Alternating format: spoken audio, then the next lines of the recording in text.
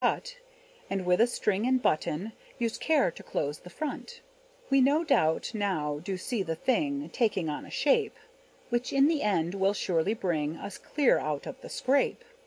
The shoe is now placed on the jack, a hole for the pin in the last serves to keep the same intact while the toe piece holds it fast. Now at the breast draw over outside, close upon the sole. Take your time, for something's gained while filling up the hole. The awl, you see, should not be large, in lasting use small pegs. Just drive them through the inner sole, no danger of your legs. We will now note the difference, the inside shank is longer. If we would last it very smooth, we must pull all the stronger. The thumbs at this are very clever, when their part is nicely played, serving as a splendid lever, while working in the shade. We are now at the inside ball, be careful not to scratch it. When in position we are found, we are more apt to catch it. When this we've caught, and feel safe to leave for the other side, we'll find the heel where the toe has been, by this we must abide. Everything quite in its place, the future for us yet, let's last the upper all around, till at the toe we get. Still using all in pincer hands, alternating endly, for at this post we've taken stand to grow up very friendly. The toe has crimps, some in the heel, the first is more important, because the toe is always seen, if rough becomes discordant.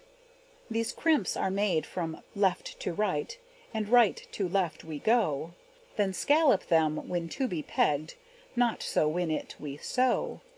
The shank piece in the bottom filled with crimps cut as we said, all ready for the middle sole, which forms an even bed, on which we lay the outer sole. The thing we look for next is moulded near the upper close, and comes quite near our text.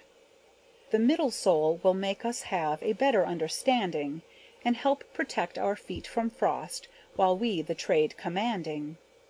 A strap is used around the foot, the shoe upon the knee, to mould the sole, as we have said, these parts should all agree. When moulded good, edge full from last, trim the sole prepared, then make a line for pegs to go, for in this we have shared. We to our old friend Jack make haste, with our awl and hammer bright, begin to peg on the line we've marked, 6 to the inch is right. 2 rows around, just in between, each other they are put. Use them long enough to go clear through, but save them from the foot. The awl hand picks up the pegs, the hammer hand now takes between forefinger and the thumb, and for the hole it makes. By repeating this we soon shall have our work ready for a lift, but first smooth pegs and trim heel seat, or we'll move along too swift. The first lift on will leave it full, making the center level.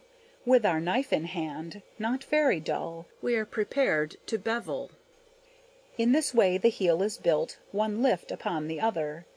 Pegging each will add no guilt, but save our subject bother. Piece by piece until we stop at the proper height.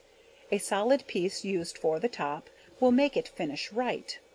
Nails are driven, both iron and steel, around the top in mind, and on the outside some prefer a few more nails to find. Hammer solid both heel and sole, level as it can be. Whittle the heel down to a size close to the nails you'll see. The heel shave is a tool so good to smooth the heel up nice, for when around it you have gone, its work will here suffice.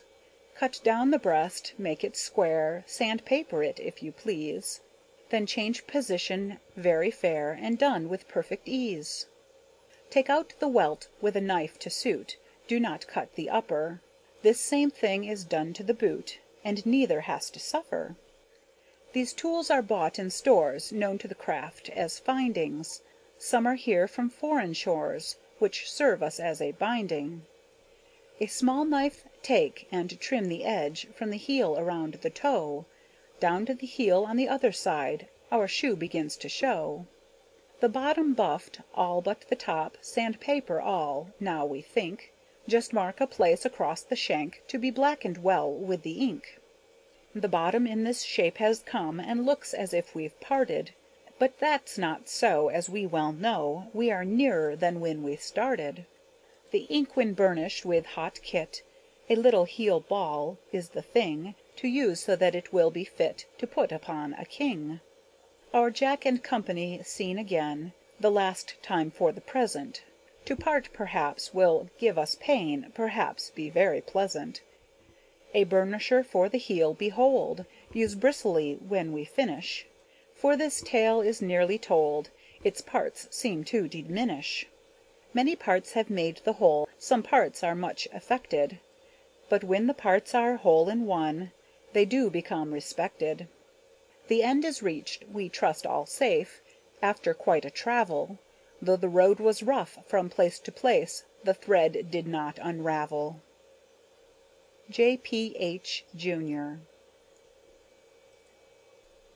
End of How to Make a Shoe, by John Parker Hedley.